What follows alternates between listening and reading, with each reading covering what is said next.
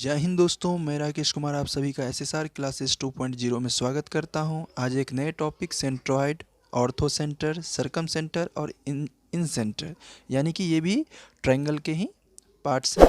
इसके बारे में हम समझेंगे। तो सबसे पहले हम देखते हैं कि सेंट्रॉयड किसे कहा जाता है। सेंट्रॉयड को समझने के लिए थोड़ा सा पहले मीडियन के कंसेप्ट के बारे में हम डिस्कस कर लेते हैं कि मीडियन किसे कहा जाता है।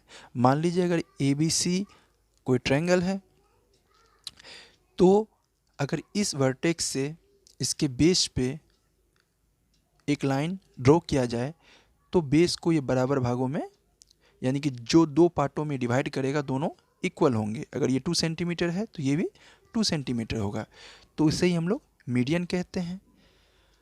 अब यहाँ देखिए, ए से BC पे हमने एक लाइन ड्रॉ किया यानी कि मीडियन ड्रॉ किया, जो इन दोनों को दो बराबर इक्वल पार्ट्स में डिवाइड कर दिया। उसी प्रकार से हमने C से AB के ऊपर एक मीडियन ड्रॉ किया जो इन दोनों को इक्वल पार्ट्स में डिवाइड किया, और फिर B से AC के ऊपर हमने एक मीडियन ड्रॉ किया जो AC को दो इक्वल पार्ट्स में डिवाइड किया।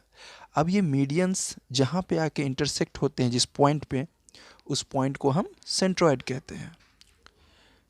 फिर से मैं रिपीट कर रहा हूँ, ये मीडियंस यानी कि तीनों मीडियंस जिस एक पॉइंट पे आके मिल रहे हैं उसे हम कैपिटल G से डिनोट कर रहे हैं यहाँ पे, और O से भी डिनोट कर सकते हैं, लेकिन यहाँ पे अगर कैपिटल G से मैं डिनोट कर रहा हूँ तो आप कर सकते हो, कोई गलत नहीं होगा। तो इस कैपिटल G को ही हम सेंट्रॉयड कहते हैं जो एक पॉइंट पे मिलता हुआ दिख रहा है।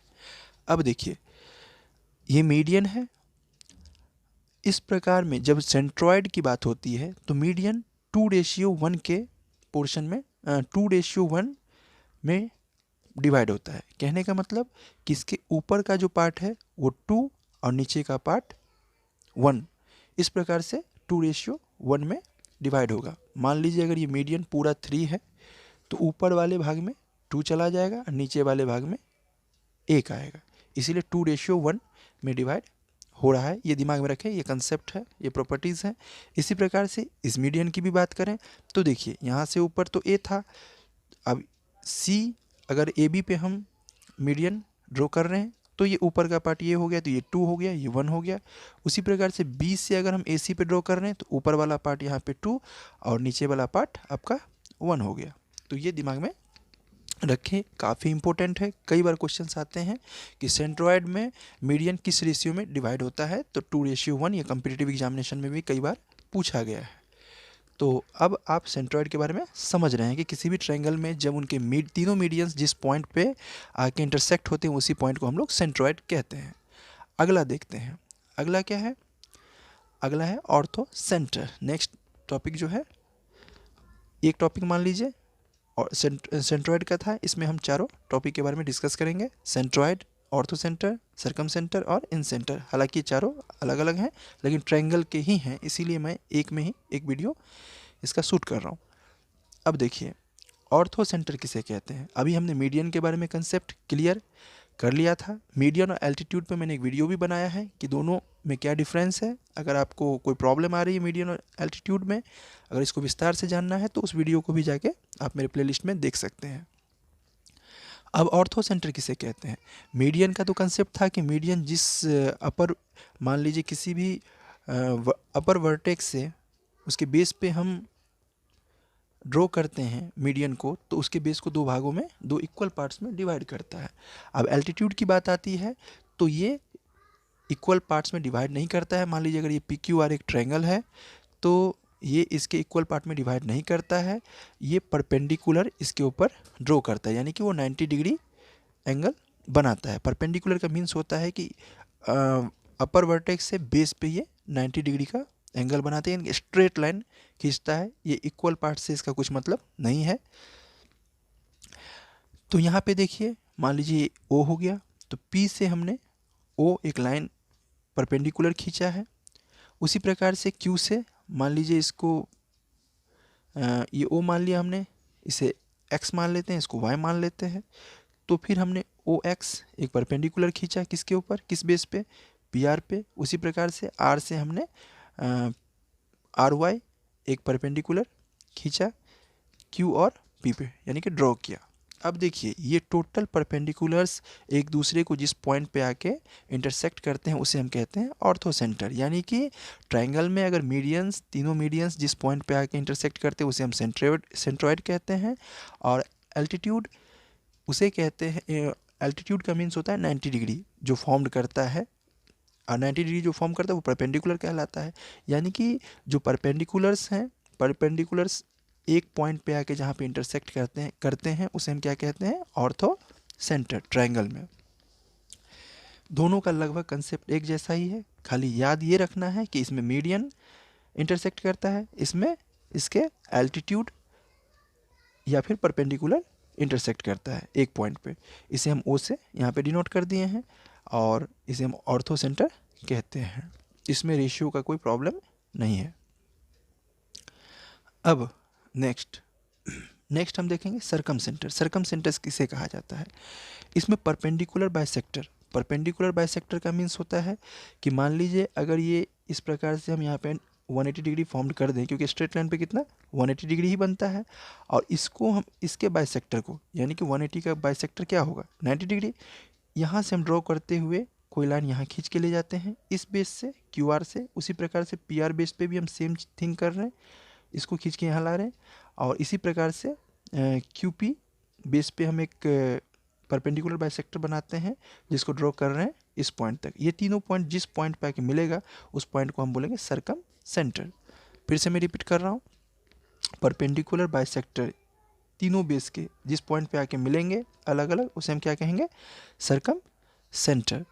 और इसमें आप एक चीज़ ध्यान दीजिएगा, मान लीजिए इसको हम सी से डिनोट कर दे रहे हैं, सरकम सेंटर को हम सी से डिनोट कर रहे हैं, और इसमें पी सी यानी कि यहाँ से इसकी दूरी अगर हम इसे ड्रॉ करते हैं ऐसे ऐसे करके, तो पी सी की दूरी, क्यू सी की दूरी और पी आर की दूरी तीनों इक्विवेलेंट होगा। इक्विवेलेंट बोल रहा हूँ मैं, इक्वल होगा। इक्वल होने का मतलब कि मान लीजिए अगर इसको सेंटर मान के हम सेंटर देखते हैं तो ये तीनों आपके इस सेंटर से तीनों के वर्टेक्स यानी कि ट्रायंगल के वर्टेक्स की दूरी इक्वल होगी। अगर मान लीजिए ये 2 सेंटीमीटर है तो ये भी 2 सेंटीमीटर, ये भी 2 सेंटीमीटर होगा। और अगर हम चाहें तो यहाँ से अगर कोई सर्कल ड्रॉ करते हैं तो इस प्रकार से इसका सर्कल के अंदर में ये ट्रायंगल आ जाएगा इस प्रकार से, इसीलिए हम इसे क्या कहते हैं, सरकम सेंटर कहते हैं। यानी कि सर्कल के अंदर में ये ट्रायंगल आ गया, इसीलिए हम इसे क्या कहते हैं, सरकम सेंटर, और इस ट्रायंगल के अंदर में ये सेंटर है इसीलिए ये सरकम सेंटर कहलाता है। अब देखते हैं एंगल बाइसेक्टर। एंगल बाइसेक्टर किसे कहा जाता है? यहाँ देखिए इस क्वेश्चन में अब देखेंगे हम इंसेंटर। इंसेंटर किसे कहा जाता है?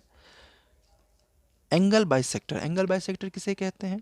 जो किसी भी एंगल को इक्वल पार्ट्स में डिवाइड करें। मान लीजिए अगर ये 30 डिग्री का एंगल है तो ये 15 डिग्री और 15 डिग्री, यानी कि उसको दो बराबर पार्ट्स में डिवाइड करें।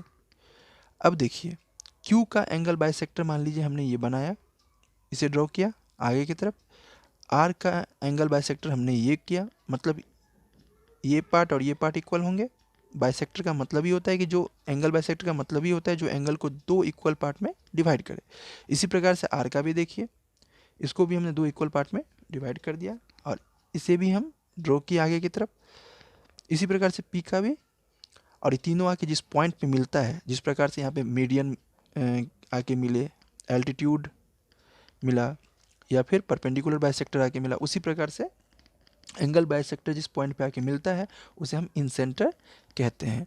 अब यहाँ से अगर हम इस प्रकार से ड्रॉ करें, इनके बेस पे इस प्रकार से अगर हम ड्रॉ करते हैं तो इनकी डिस्टेंस, यानी कि मान लीजिए इसको मैं कुछ नाम दे देता हूँ, ए बी और सी अगर नाम दे दूँ, और इसे हम आई मान लेते हैं सेंटर को। इन सेंटर को आप आई से भी डिनोट कर सकते हैं, ओ से भी डिनोट कर सकते हैं, कोई गलत नहीं है। अब देखिए इसकी यानी कि आई से आई बी की दूरी, आई बी इक्वल टू आई ए की दूरी इक्वल टू आई सी की दूरी, तीनों बराबर होगा। जिस प्रकार से यहाँ पे देखा था हमने P C equal to Q C equal to C R, उसी प्रकार से I B equal to I A equal to I C. अब इनकी डिस्टेंस, यहाँ से जो दूरियाँ हैं यानी कि लेंथ जो है ये इक्वल है। अगर मान लीजिए 2 सेंटीमीटर है तो ये भी 2 सेंटीमीटर, ये भी 2 सेंटीमीटर। यहाँ पे अगर हम कोई सर्कल ड्रॉ करते हैं तो कुछ इस प्रकार से बनेगा, इसके यानी कि ट्रायंगल के अंदर में ये सर्कल बन जाएगा और ये इसका रेडियस हो जाएगा। यहाँ पे रेडियस ये हो गया था, इसीलिए बाहर की तरफ से सर्कल बना जिसको हम सर्कम सेंटर के हैं। अब ये ट्रायंगल के अंदर में सर्कल बन गया, इसलिए हम इन सेंटर कहते हैं। तो मुझे लगता है कि ये concept centroid, orthocentre, circumcentre, incentre आपने समझा, जो कि एक ट्रायंगल का पार्ट है। अभी मैं ट्रायंगल्स के बारे में टाइप्स ऑफ ट्रायंगल्स वीडियो डाला था, उसका एल्टीट्यूड और मीडियन पे वीडियो डाला था। आज ये कुछ ऐसे इम्पोर्टेंट टॉपिक्स हैं जिसके बिना ट्रायंगल्स को हम कॉम्पिटिटिव एग्जामिनेशन के लिए पूरी तरीक़ा से नहीं समझ सकते हैं कि हाँ किस टाइप के क्वेश्चंस आते हैं, क्योंकि ज़्यादातर questions centroid, orthocentre, circumcentre, incentre competitive examination के लिए तो मस्ट है। इसके अलावा क्लास 9, 10th में भी इन चीज़ों का यूज है। मीडियन और एल्टीट्यूड का तो क्लास 6, 7 से ही शुरू हो जाता है। Angle by sector, circum centre, ये सभी हम क्लास 6 से लगभग देखने लगते हैं। तो इसीलिए इनका बहुत ही इम्पोर्टेंस है, इसे ज़रूर देखें। अगर आपको ये वीडियो अच्छा लगता है तो लाइक करें और चैनल को सब्सक्राइब करें। तब तक के लिए जय हिंद।